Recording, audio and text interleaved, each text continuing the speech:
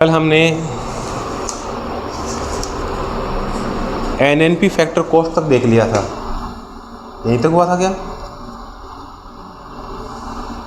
NNP factor cost, और हमने देखा था एनएनपी मार्केट प्राइस में से अगर इनडायरेक्ट टैक्स माइनस कर दिया जाए और सब्सिडी को प्लस कर दिया जाए तो एनएनपी फैक्टर कॉस्ट मिल जाता है। या इसी को हम दूसरी तरह से भी लिख सकते हैं कि एनएनपी मार्केट प्राइस में से अगर नेट इनडायरेक्ट टैक्स माइनस कर दें तो भी हमें एनएनपी फैक्टर कॉस्ट मिल जाता है। अब एक इम्पोर्टेंट चीज़, जब हम कहते हैं नेशनल इनकम यानी राष्ट्रीय आय, तो राष्ट्रीय आय से हमारा मतलब क्या होता है? राष्ट्रीय आय जीएनपी नहीं होता, राष्ट्रीय आय जीडीपी भी नहीं होता है। वास्तव में जो एनएनपी फैक्टर कॉस्ट यानी साधन लागत पर शुद्ध राष्ट्रीय उत्पादन होता है, उसी को राष्ट्रीय आय कहा जाता है। तो इस लाइन, अगर बुक में ये लाइन मिले तो आपको इसको अंडरलाइन कर लेना कि एनएनपी फैक्टर कॉस्ट ही राष्ट्रीय आय यानी एनआई कहलाता है। ठीक है। अब इसके बाद में नेक्स्ट है पर्सनल इनकम, व्यक्तिगत आय या इसे वैयक्तिक आय भी कहते हैं। इसका सूत्र क्या है वो देखें।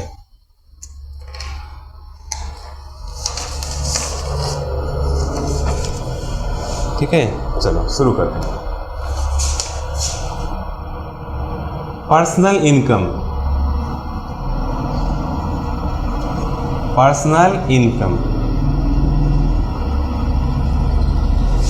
ठीक है, शॉर्ट में इसे पीआई भी कहते हैं। तो पर्सनल इनकम का फॉर्मूला क्या रहेगा वो देखो।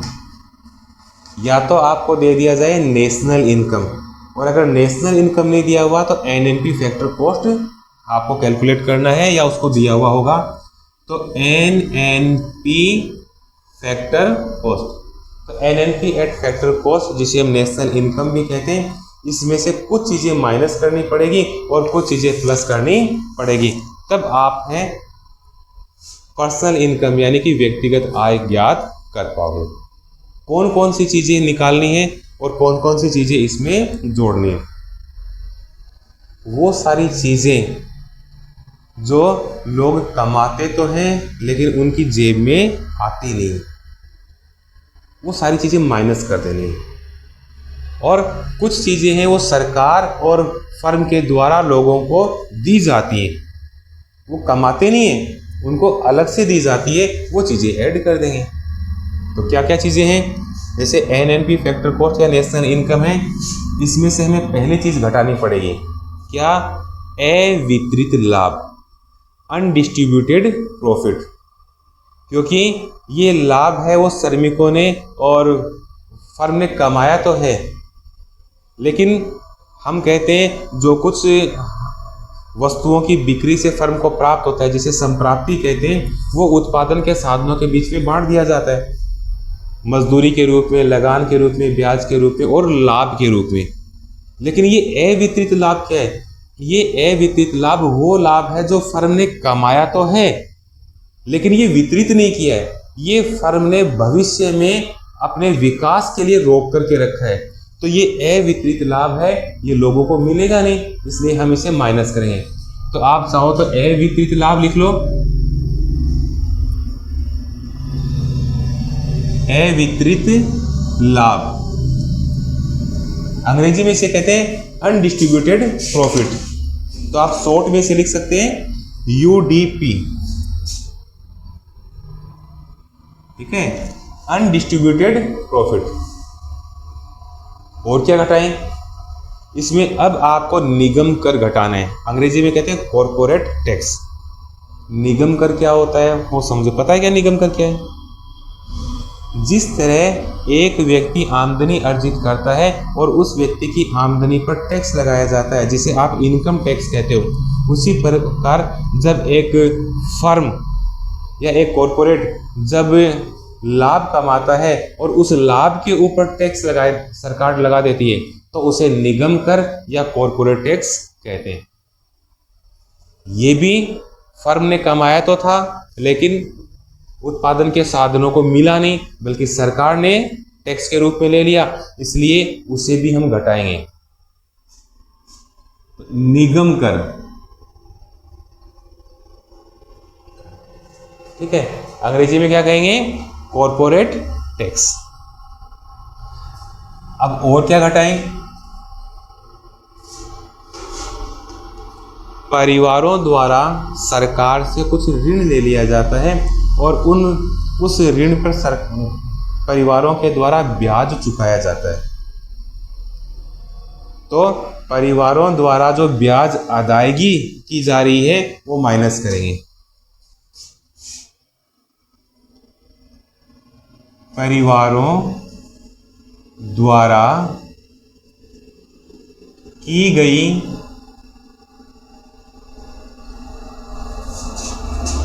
ब्याज अदायगी, ब्याज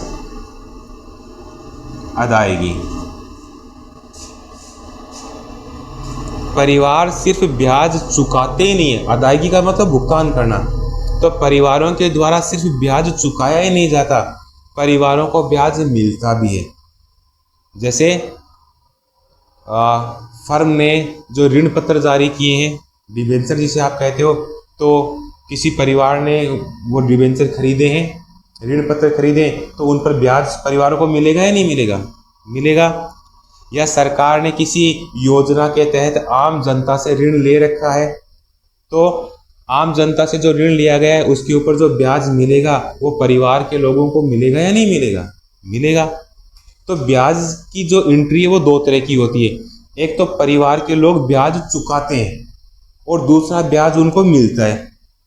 तो जो ब्याज मिलेगा वो तो परिवार की आमदनी में जुड़ेगा और जो ब्याज चुका दिया वो घट जाएगा। तो परिवारों द्वारा की गई ब्याज अदायगी है वो तो माइनस की होती है, और ये तीन चीजें तो हमें माइनस करनी है। अब परिवारों को मिला क्या, तो एक चीज तो ये हो गई परिवारों द्वारा प्राप्त ब्याज, परिवारों द्वारा प्राप्त ब्याज, ठीक है। इस जो ब्याज चुकाया जाता है उसे कहते हैं interest paid by house hold, यानी इंटरेस्ट पे किया गया है, चुकाया गया है। और इसे परिवारों द्वारा जो ब्याज प्राप्त होगा उसे हम लिखेंगे interest received by house hold, परिवारों द्वारा ब्याज प्राप्त किया गया है। अब कई बार दोनों एंट्री अलग अलग नहीं होती है, कई बार एक ही एंट्री दे दी जाती है, परिवारों द्वारा निवल या शुद्ध ब्याज अदायगी। तो इसका मतलब क्या है, एक तरफ तो प्लस की एंट्री थी और एक तरफ ये माइनस की एंट्री थी, दोनों को आपस में माइनस प्लस करके फिर हमको बताया गया है कि परिवारों द्वारा निवल ब्याज अदायगी कितनी है। एक उदाहरण से समझा देता हूँ। जैसे परिवारों द्वारा जो ब्याज अदायगी की जा रही है वो है 200 करोड़ रुपए, और परिवारों को जो ब्याज मिल रहा है वो है 200। तो चुकाया गया ब्याज है वो तो 250 करोड़ है, और जो परिवारों को ब्याज मिला है, मैंने उल्टा निशान लगा दिया है, परिवारों द्वारा की गई ब्याज अदायगी जो माइनस की होती है वो तो है 250 करोड़, और परिवारों द्वारा जो प्राप्त ब्याज है ये प्लस का रहेगा, ये आ रहा है 200 करोड़। तो ऐसे में निवल ब्याज अदायगी कितनी है, निवल ब्याज इनको माइनस प्लस कर लेंगे तो आएगा माइनस का 50 करोड़। ये कोई ज़रूरी नहीं है कि निवल ब्याज अदायगी माइनस में ही हो, निवल ब्याज अदायगी प्लस में भी हो सकती है और माइनस में भी हो सकती है। वो इस चीज़ पे निर्भर करता है कि परिवारों द्वारा ब्याज ज़्यादा चुकाया गया है या परिवारों द्वारा ब्याज ज़्यादा प्राप्त किया गया है। अब जैसे ये 200 की जगह अब मान लीजिए कितना करते हैं हम इसे 800 कर दूं, तो ऐसे में अब निवल ब्याज अदायगी कितनी हो जाएगी, प्लस की, क्योंकि प्लस की संख्या ज्यादा है तो 550, ठीक है। तो निवल ब्याज अदायगी यहाँ 550 प्लस में है, क्योंकि परिवारों द्वारा जो प्राप्त ब्याज है वो हमने 800 करोड़ मान लिए। ओके, तो ये तो हो गई। एक चीज इसमें और जुड़ेगी, क्या, हस्तांतरण आय। हस्तांतरण आय क्या है? परिवारों द्वारा बिना कुछ किए सरकार अथवा फर्म से जो कुछ प्राप्त होता है, जिसे भविष्य में वापस लौटाने की कभी आवश्यकता नहीं पड़ती है, उसे हम कहते हैं हस्तांतरण आय। अंग्रेजी में कहा जाता है ट्रांसफर पेमेंट। तो सरकार, जैसे आप कह सकते हो सरकार ने वृद्धावस्था पेंशन दे दी है, या कोई बेरोजगार है तो सरकार ने बेरोजगारी भत्ता दिया है। तो ये सारी चीजें क्या है? ये हस्तांतरण भुगतान में आती हैं और ये परिवारों को मिलती है, इसलिए हम इसे जोड़ेंगे। तो यहां हम लिखेंगे हस्तांतरण, सरकार व फर्म द्वारा परिवारों को दी गई हस्तांतरण आय। हस्तांतरण आय, ठीक है, यानी ट्रांसफर पेमेंट बाय गवर्नमेंट और फर्म टू हाउस होल्ड, ऐसे हम अंग्रेजी में इसे कह सकते हैं। तो ये हो गया व्यक्तिगत आय यानी कि पर्सनल इनकम का सूत्र। कोई डाउट है यहाँ? नहीं। इसके बाद में एक हमसे पूछा जाता है पर्सनल डिस्पोजेबल इनकम, यानी वैयक्तिक प्रयोज्य आय। ठीक है, हिंदी में लिख दूं, समझ में आ जाएगा। वैयक्तिक प्रयोज्य आय, अंग्रेजी में कहेंगे पर्सनल डिस्पोजेबल इनकम। ये हमें कैसे प्राप्त होगा? जब हम पर्सनल इनकम यानी व्यक्तिगत आय निकाल लेंगे, शॉर्ट में हम इसे लिखते हैं पर्सनल इनकम। तो इस पर्सनल इनकम में से आपको दो चीजें माइनस करनी है।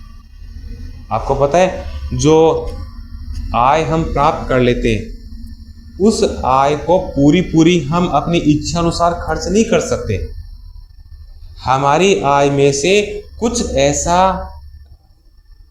अनिवार्य कटौती हमें करनी पड़ती है जो हम चाहें या न चाहें वो होगी जरूर। जैसे मान लीजिए कि आपकी आमदनी 20,000 रुपये महीना है। अब ये 20,000 रुपये महीना आप अपनी इच्छा से खर्च नहीं कर सकते, इसमें से कुछ अनिवार्य कटौती करनी पड़ेगी। जैसे आपकी 20,000 रुपये इनकम है और सरकार ने आपके ऊपर 2,000 रुपये इनकम टैक्स लगा रखा है, तो ये 2,000 रुपये इनकम टैक्स आप कहाँ से दोगे? आपकी इनकम में से दोगे। तो 20,000 में से 2,000 तो वो लेके टैक्स के चले गए, बचे 18,000। अब अगर आपसे कोई मान लीजिए नुकसान हो जाता है सरकारी संपत्ति को, या पुलिस वाले आपके ऊपर कोई चालान काट देते हैं, तो ऐसे में आप जो फाइन या पेनल्टी भरते हैं, या जिसे हम हिंदी में जुर्माना कहते हैं, तो ये जुर्माना आप कहाँ से चुकाओगे? आपकी जो बची हुई 18,000 आया उसी में से चुकाओगे। मान लीजिए 1,000 रुपये का आपके ऊपर पेनल्टी लगी थी, वो आपने चुका दिया। अब कितनी बची? 17,000। तो इस 17,000 को अब आप अपनी इच्छा से खर्च कर सकते हो। तो जो वैयक्तिक आय होती है, उस वैयक्तिक आय में से जो प्रत्यक्ष कर यानी जो इनकम टैक्स वगैरह है वो माइनस करेंगे। ठीक है, इसे हम कहते हैं वैयक्तिक कर अदायगी। वैयक्तिक कर अदायगी, ये तो इनकम टैक्स हो गया। और दूसरा हो जाता है गैर कर अदायगी। गैर कर अदायगी में आता है फीस और अन्य जुर्माने। ठीक है, तो गैर कर अदायगी जिसमें हम क्या शामिल करते हैं? फीस, पेनल्टी या जुर्माना। ठीक है, और आमतौर पर जो पर्सनल डिस्पोजेबल इनकम है वो सबसे ज़्यादा पूछे जाने वाली चीज़ है, क्योंकि जब पर्सनल डिस्पोजेबल इनकम यानी कि वैयक्तिक प्रयोज्य आय आपको निकालनी है, तो सारे जो ऊपर की चीज़ें हैं वो आपको पहले से निकालनी पड़ेंगी। तो एक तरह से पर्सनल डिस्पोजेबल इनकम पूछ करके सब कुछ पूछ लिया जाता है। एक दो चीजें इसमें और दी हुई हैं जो ज्यादा महत्वपूर्ण नहीं है, लेकिन फिर भी हम उसकी चर्चा करेंगे। कौन कौन सी चीजें हैं देखो।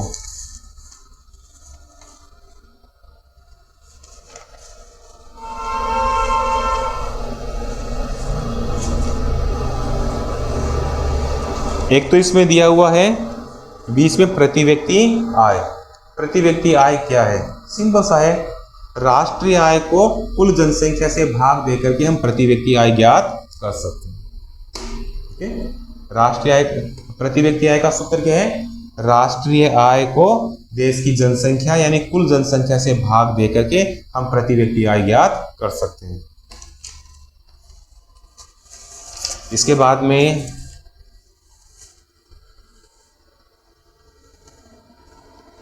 एक दिया हुआ है पेज नंबर जो 6.11, इसके ऊपर दिया हुआ है शुद्ध राष्ट्रीय परियोज्य आय। ठीक है, तो शुद्ध राष्ट्रीय परियोज्य आय का सूत्र देखिए। जो शुद्ध राष्ट्रीय आय है, उस शुद्ध राष्ट्रीय आय में विश्व के शेष भागों से अन्य शुद्ध चालू हस्तांतरण को जोड़ लें तो वो हो जाएगी शुद्ध राष्ट्रीय परियोज्य आय। समझे इस चीज को?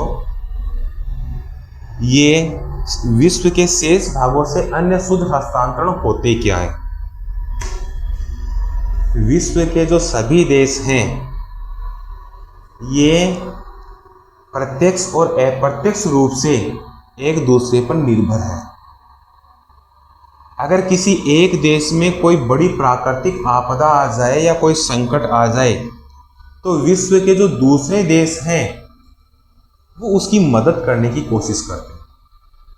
जैसे मान लेते हैं कि जापान में कोई बहुत बड़ा भूकंप आ जाए। जापान में आप तो भूकंप आते ही रहते हैं, लेकिन कोई बहुत बड़ा भूकंप आ जाए या बहुत बड़े लेवल पर सुनामी आ जाए और जापान में बहुत कुछ नष्ट हो जाए।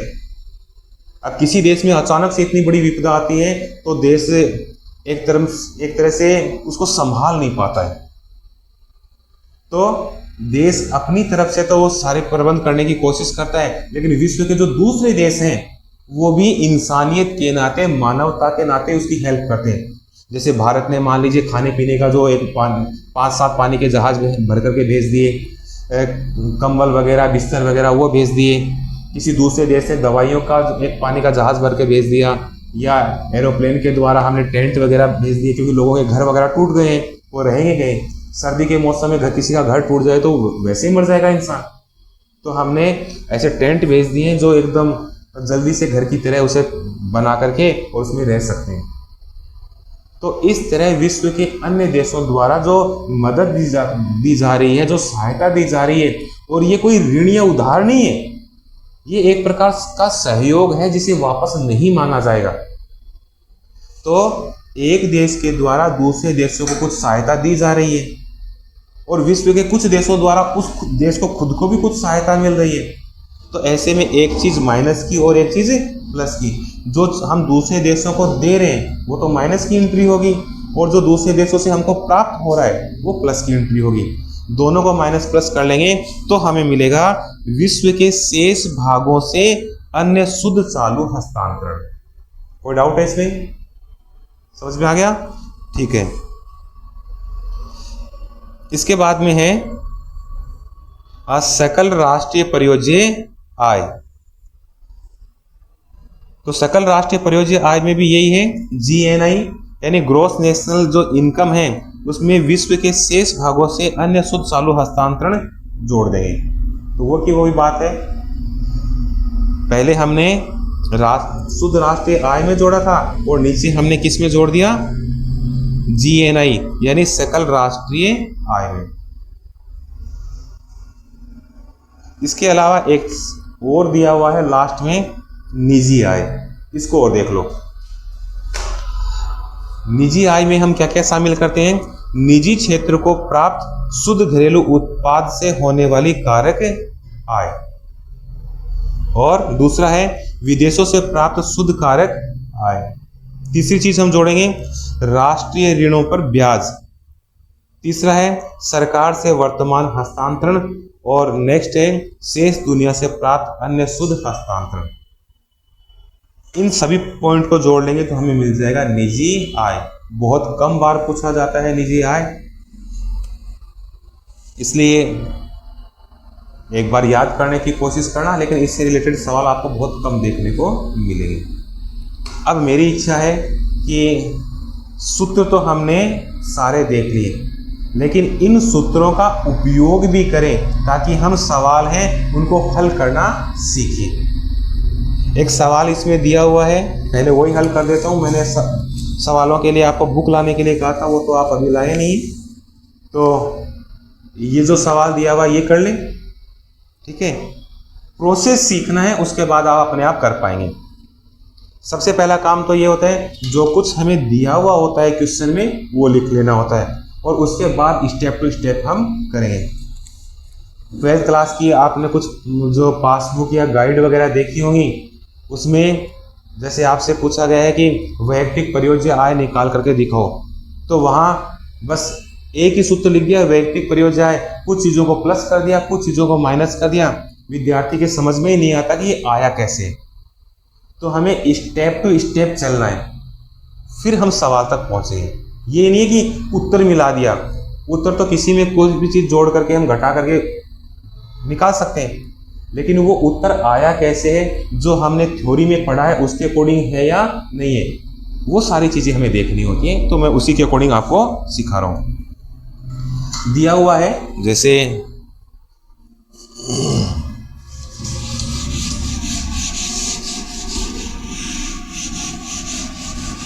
प्रश्न देखें, निम्नलिखित डेटा से NNP-FC, NNP-MP, GNP-MP और GDP-MP की गणना करें। ठीक है, ये सारी चीजें हैं, उनकी हमें गणना करनी है। एक मिनट,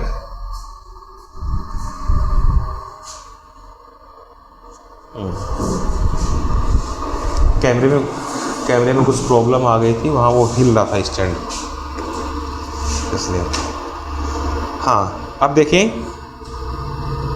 कुछ डाटा हमें दिया हुआ है, कौन कौन सी मद दी हुई है वो देखें। आपके पास, सबके पास है ना बुक, उसमें देखो, तो पूरा लिखने की जरूरत नहीं है, आपके पास बुक है, मैं इसके अकॉर्डिंग लिख दूंगा। पहला दिया हुआ है परिचालन अधिशेष, सारे जो अमाउंट है वो करोड़ में है, तो 2000 करोड़। फिर स्वरोजगार की मिश्रित आय 1100 करोड़, किराया 550, लाभ 800, शुद्ध अप्रत्यक्ष कर 450, अचल पूंजी की खपत। ये अचल पूंजी की खपत समझते हो क्या है? अचल पूंजी की खपत, अचल पूंजी के यानी हमारी जो फिक्स असेट्स है वो हमारी अचल पूंजी है, मशीनें वगैरह है। अब अगर हम उत्पादन करेंगे तो इन मशीनों का उपयोग होगा, घिसावट होगी, तो उसमें मूल्यह्रास आएगा। तो वास्तव में जिसे आप मूल्यह्रास कहते हो वही क्या है? अचल पूंजी की खपत। ब्रैकेट में लगा लो, ये क्या है? मूल्यह्रास। क्योंकि आप मूल्यह्रास तो जानते हो, ये नहीं जानते कि ये क्या होता है।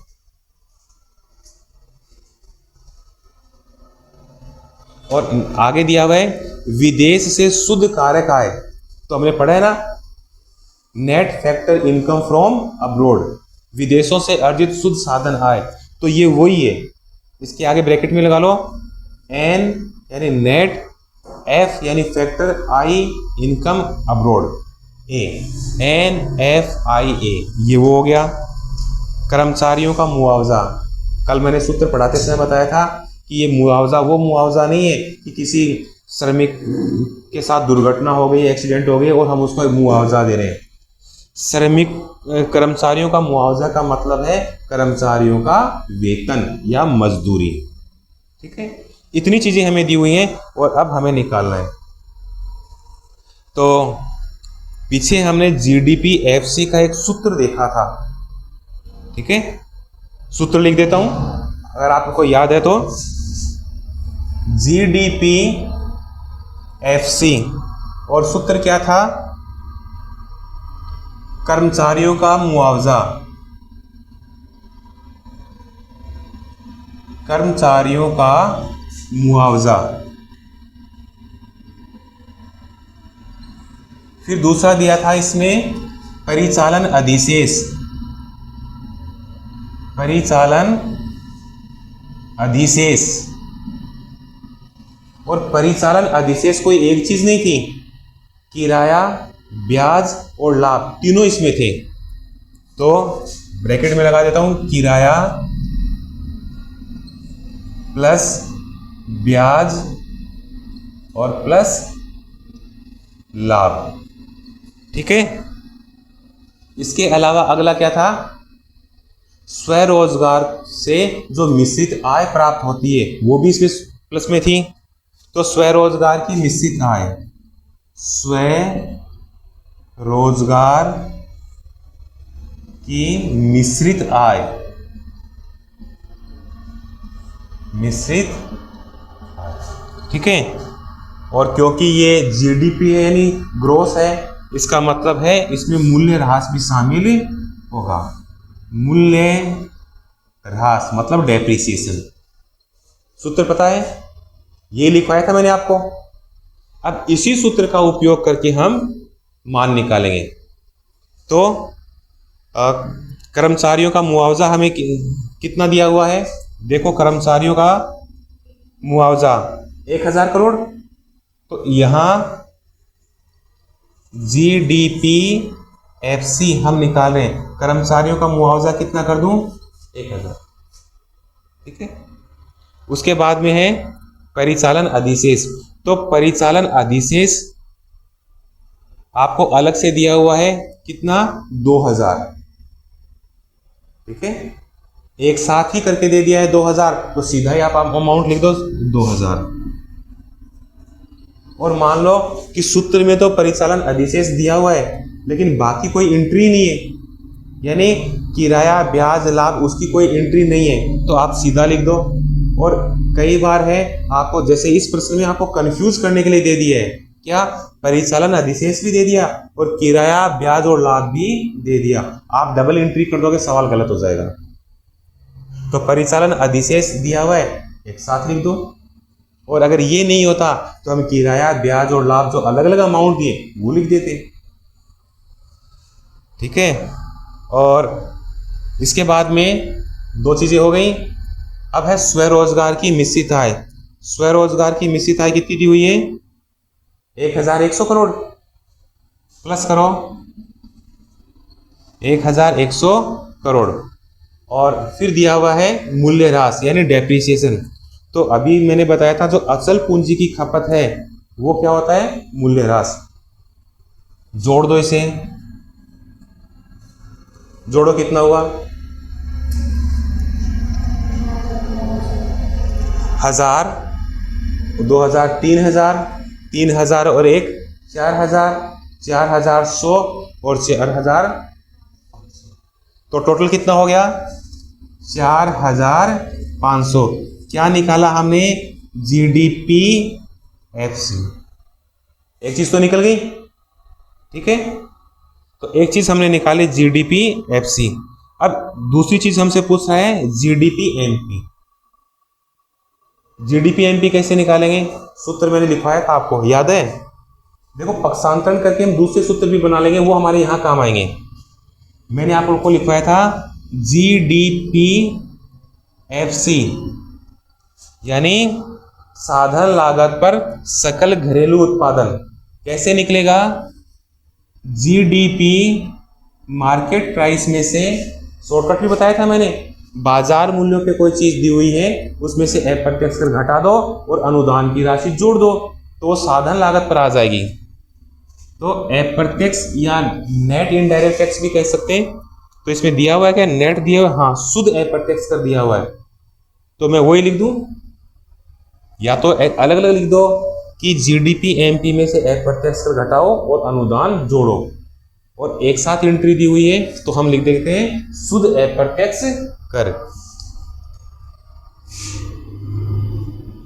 शुद्ध अप्रत्यक्ष कर।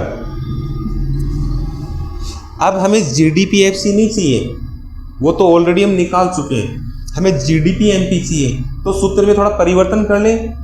ये माइनस में जो दिया हुआ है शुद्ध अप्रत्यक्ष कर, अगर इधर आ जाएगा तो प्लस में हो जाएगा। तो हमें एक नया सूत्र मिल गया, जीडीपी एफसी में अगर शुद्ध अप्रत्यक्ष कर जोड़ दें तो जीडीपी एमपी आ जाएगा।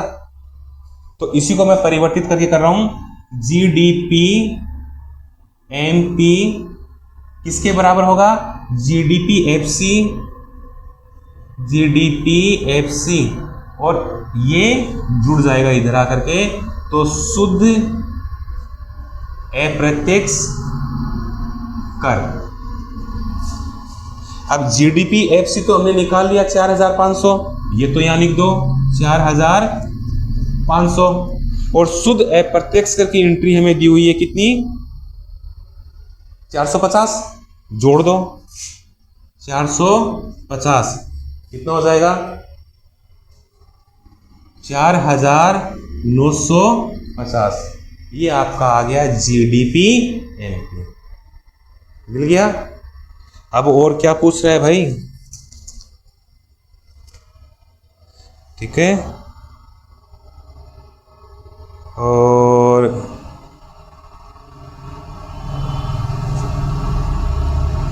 जीडीपी एमपी हमने कर दिया, जीडीपी एमपी हो गया हमसे, और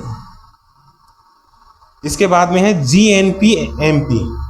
क्या है, जीएनपी एमपी कैसे निकालेंगे, जीएनपी एमपी एक शॉर्टकट लिखवाया था मैंने, याद है। कोई भी चीज डोमेस्टिक में दी हुई है तो उसे राष्ट्रीय में बदलने के लिए, यानी नेशनल में बदलने के लिए क्या करेंगे, विदेशों से अर्जित शुद्ध साधन आय जोड़ते ही वो घरेलू से किस में बदल जाएगी, राष्ट्रीय में बदल जाएगी। कर लें तो सूत्र लिख सकते हैं, जीएनपी एमपी यानी सकल राष्ट्रीय उत्पादन बाजार मूल्यों पर कैसे मिलेगा, जीडीपी एमपी, इसमें क्या जोड़ दें, विदेशों से अर्जित शुद्ध साधन आय, यानी net factor income from abroad. तो जीडीपी एमपी तो हमने निकाल रखा है 4950, और विदेशों से अर्जित शुद्ध साधन आय कितनी दी हुई है, विदेशों से शुद्ध कारक आय माइनस का 50 है। तो मैंने बताया था शुद्ध आय प्लस की भी हो सकती है और माइनस की भी हो सकती है। अगर हमारे देश के जो साधन हैं उन्होंने विदेशों में ज़्यादा कमाया और विदेशी लोगों ने भारत में रह करके कम कमाया, तो ऐसे में विदेशों से अर्जित शुद्ध साधन आय प्लस की आएगी। और भारत के जो साधन हैं उन्होंने विदेशों में कम कमाया और विदेशी साधनों ने भारत में ज़्यादा कमाया, तो ये माइनस की आ जाएगी। एक चीज़ प्लस की है, एक चीज़ माइनस की है, तो माइनस वाली एंट्री बड़ी है तो माइनस का आ जाएगा। तो हमारा सूत्र है वो तो कहता है कि net factor income from abroad plus करना है, लेकिन ये एंट्री किसकी है, माइनस की है। तो यहां आप लिख दीजिए कि ये माइनस का कितना है, 50 है।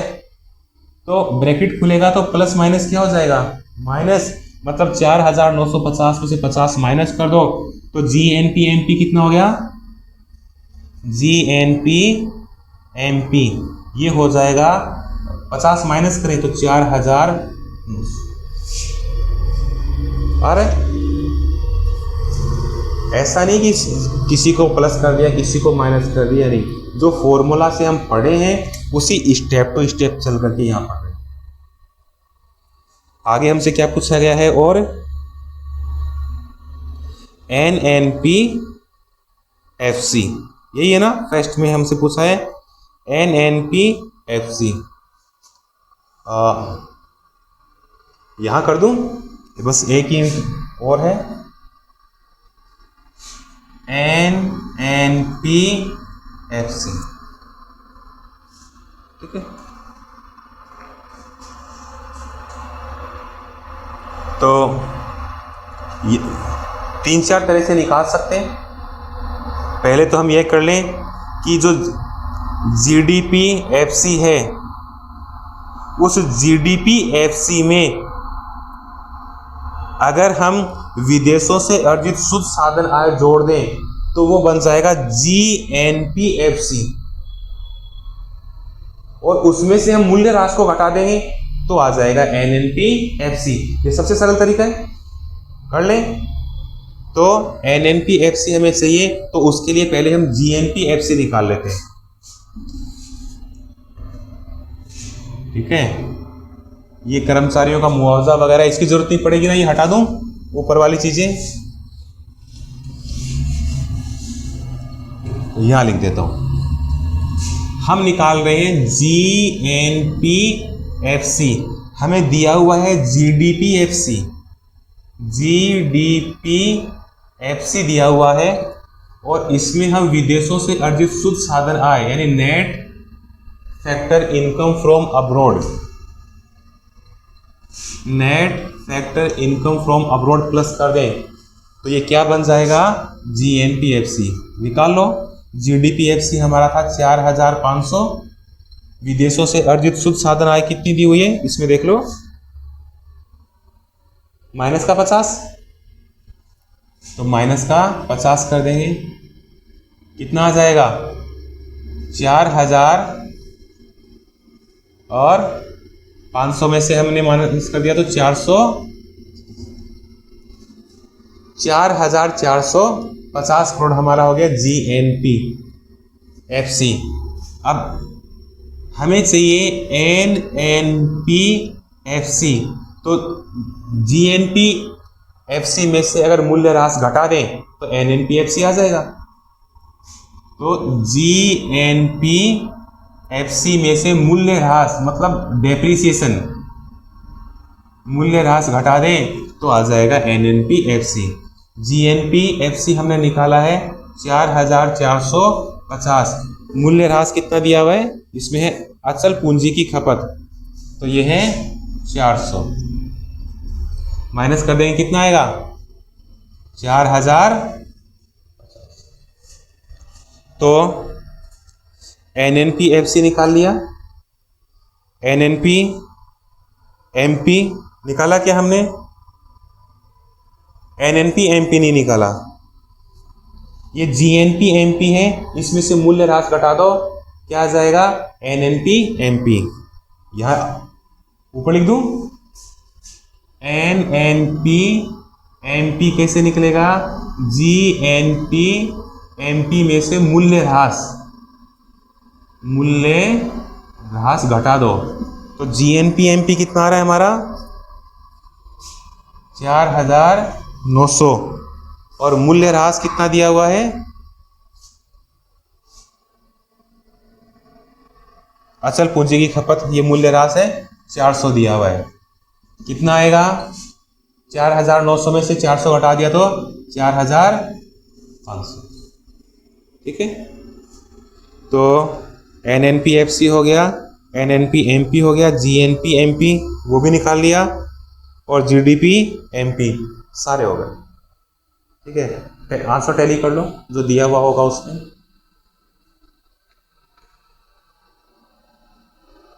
आंसर दिए हुए हैं क्या,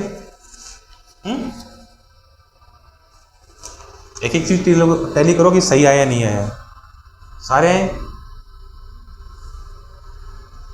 उत्तर सही आना बहुत अच्छी बात है, लेकिन स्टेप टू स्टेप चल करके सही आए तो सही बात है।